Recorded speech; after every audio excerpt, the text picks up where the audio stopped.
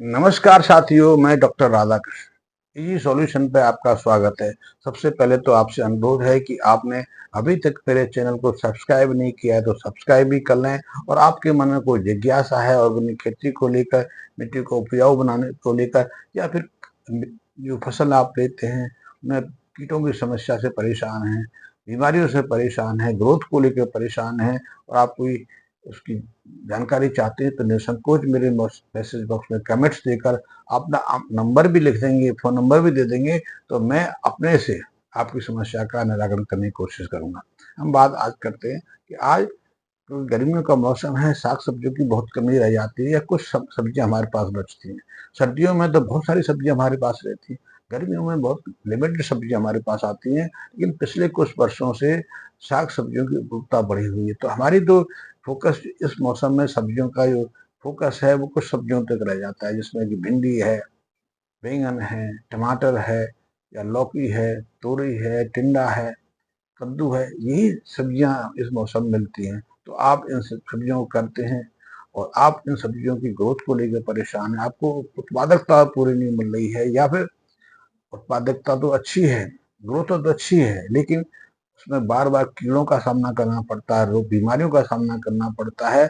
और उन कीटों से, बीमारियों से बचने के लिए आपको काफी धन दवाएं खरीद कर, कीटनाशकों का प्रयोग करके अपनी फसलों पर छिड़कना पड़ता है। तो इसके संबंध में मेरे से कुछ सुझाव है। सुझाव ये हैं कि आप यही समस्याओं से ग्रस्त हैं तो आप कुछ प्रयोग करके देखिए।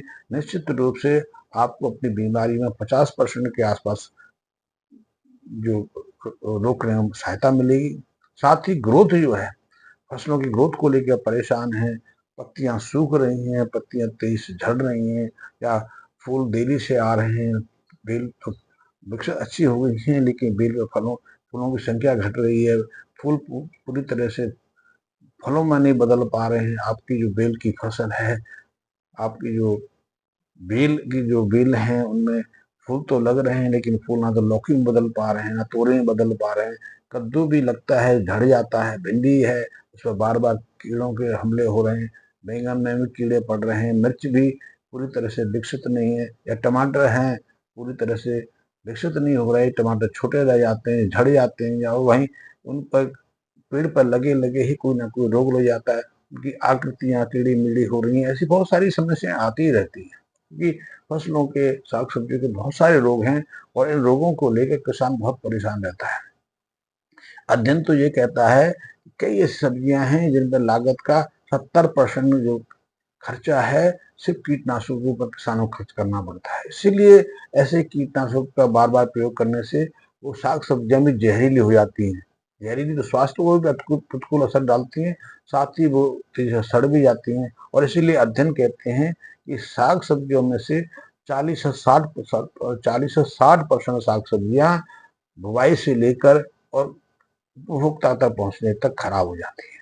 यानी कि किसानों को 60% का नुकसान साग सब्जियों को उठाना पड़ता है। और साग सब्जियां ऐसी हैं जो हर बार में 2 से 3 बार प्रयोग करनी पड़ती है, और कोई साग ऐसा नहीं है जो अकेला तैयार हो जाए। आप आलू की सब्जी बनाते हैं तो उसमें दो साग सब्जियों का तो मेल करना ही पड़ता है। उसमें टमाटर है, हरी मिर्च, अदरक वो प्रयोग करने ही पड़ते हैं। कई जगह लहसुन प्याज का भी प्रयोग करना पड़ता है। आप बैंगन को देख लें, बैंगन अकेला तो नहीं खा सकते। बैंगन को या तो आलू के साथ बनाएंगे, टमाटर के साथ में, हरी मिर्च के, अदरक के साथ बनाएंगे, या फिर उसका यदि आप भरता भी बनाएंगे तो भरते में भी तो आलू प्याज टमाटर डालेंगे, आप अदरक डालेंगे, लहसुन डालेंगे। तो ऐसे में यदि 60% फसल नष्ट हो जाए तो कितना दुख की बात है। वो भंडारण में भी हो जाती है, पेड़ से टपकने में भी हो जाती है, ट्रांसपोर्टेशन में हो जाती है। तो यदि 7% को बचा लिया जाए तो कितना हम सुधार ला सकते हैं। तो वो बात दूसरी है। मैं तो बात करता हूँ कि मिट्टी को सुधार कर आप इस हानि को रोक सकते हैं। तो प्रयोग वही है कि जब भी आप साग सब्जियों का रोपण करें, क्योंकि अभी रोपण का समय तो निकल गया, आपके खेत में, आपके क्यारियों में तो साग सब्जियां और टिंडे की पेड़ लगे हुए हैं, लौकी तोरई की बेल लगी हुई है, कद्दू की बेल लगी हुई है, तो दोबारा तो उसको लगाने से रहे। तो आप एक काम करिए, काम वही है कि जो हमारा गौमूत्र क्षार है, 50 ग्राम के आसपास गौमूत्र खाद दे दीजिए, और 2 से 250 ग्राम के आसपास हमारा ये गोबर की भस्म। गोबर की भस्म मतलब सीधा सा है, गोबर एक्सट्रैक्ट भी कह सकते हैं। गोबर को हमने जला के उसकी भस्म तैयार की है और उसमें 12-13 से ज्यादा जड़ी बूटी कर सकता है। इसमें सबसे खास तो ये है कि जो ब्लू ग्रीन एल्गा है, समुद्री घास जो खरपतवार है, वो बहुत महत्वपूर्ण है कि उसमें अकेले में ही 100 से ज्यादा पोषक तत्व रहते हैं। इसके अलावा मोरंगा है, मोरंगा में तो इससे भी ज्यादा पोषक तत्व रहते हैं। एलोवेरा है, एलोवेरा का घृत कुमारी कहते हैं इसको, घी कुमार कहते हैं। स्त्रियों के लिए सबसे श्रेष्ठ दवा कहा गया है। स्त्रियों के अलावा लीवर के लिए, यकृत के लिए भी इसे सबसे उत्तम दवा कहा गया है। कहते हैं आयुर्वेद तो कहता है कि अकेले घृत कुमारी से स्त्रियां पूरी तरह स्वस्थ रह सकती हैं और पुरुष वृद्धावस्था में भी निरोगी रह सकता है, ऐसा शास्त्र कहते हैं। इसको पुनर्स्थापित कर सकते हैं। लेकिन आपको जानकर आश्चर्य होगा, पिछले 25 सालों में घृत कुमारी के प्रयोग से, एलोवेरा के प्रयोग से पश्चिमी जगत ने कितना पैसा कमाया है। उसका जेल बना के, उसका पाउडर बना के, उसको नए नए रूप दे के, और जो आइटम हमारे यहाँ 20-25 रुपए केजी के हिसाब से बिकती थी, उसको उन्होंने 2,000-2,500 रुपए किलोग्राम के हिसाब से बेचा है। इसे परिवर्तित किया, जेल बना लिया। जेल बनाना कोई मुश्किल नहीं। आज भी एलोवेरा जेल हम बड़े शौक से खरीद के पीते हैं, और वो एलोवेरा का जेल भी 1,500 से 2,000 रुपए केजी के आसपास आता है। तो वो भी हमने डाला है। हमने इसे पुनर्बा मूल भी डाली है। हमने इसमें बेल पत्र है, बेल पत्र की पत्तियां डाली हैं, फल डाला है। हमने इसमें कुछ जामुन की पत्तियां डाली, ऐसी कई चीजें, नीम भी डाला है।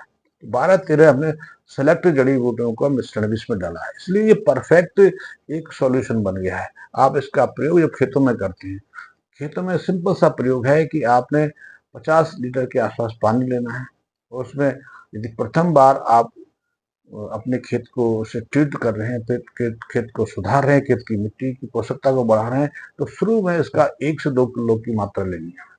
102 किलो के 1 से 2 1 किलो से लेकर 2 किलो के आसपास आपने इस गोबर की राख का प्रयोग करना है। 50 लीटर पानी में घोलना, उसे घोल के आपने 1 एकड़ में सिंचाई के साथ उसको दे देना है।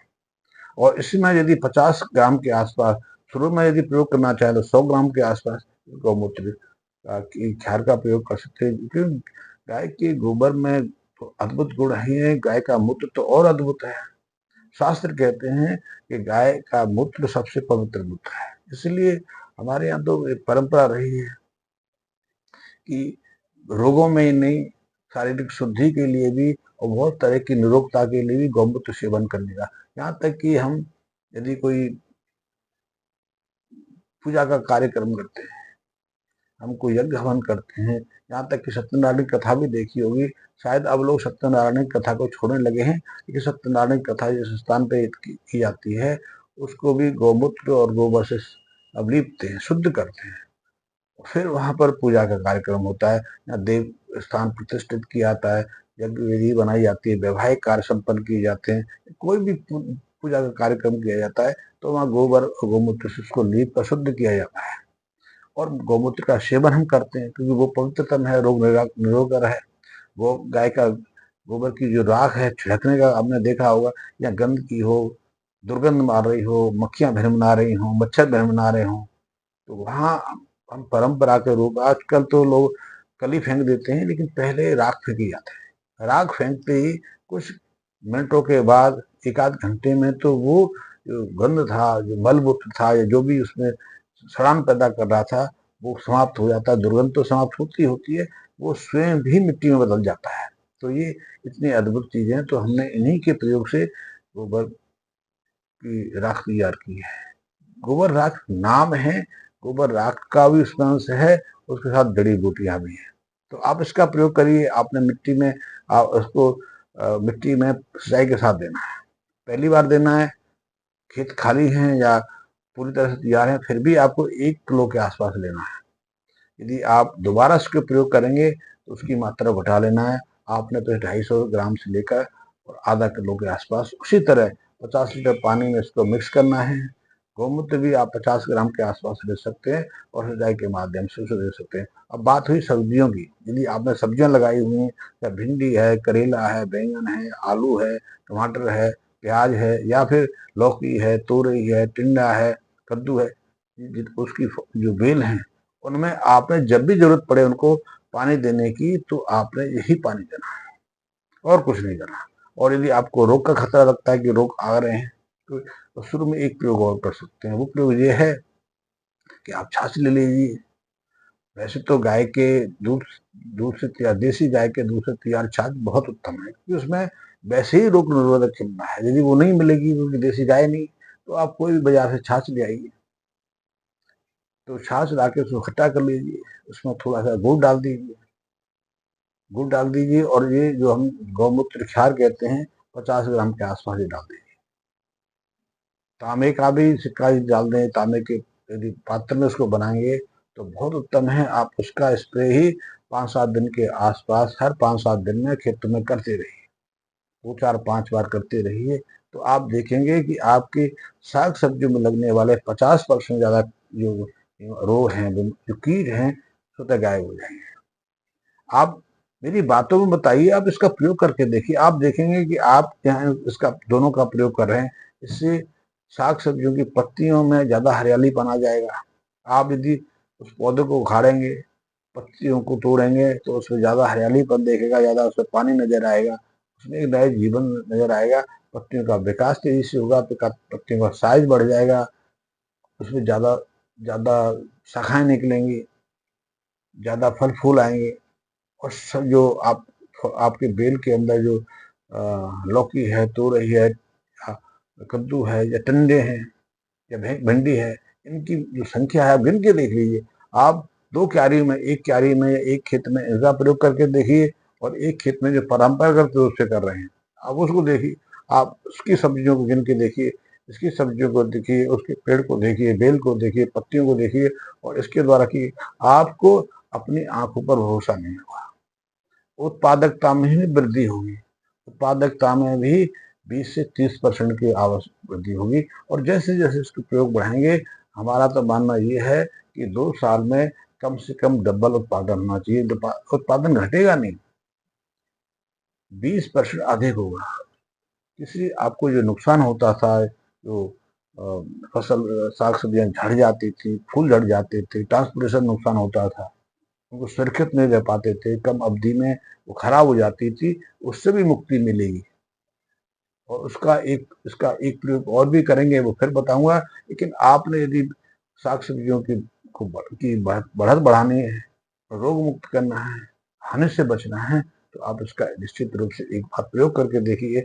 आप अनुभव से, आप उसके परिणाम से मुझे सूचित करिए। और मैं फिर कहता हूँ, ये बेचने की चीज नहीं है, मैं आपको बेचने के लिए ग्राहक नहीं बना रहा।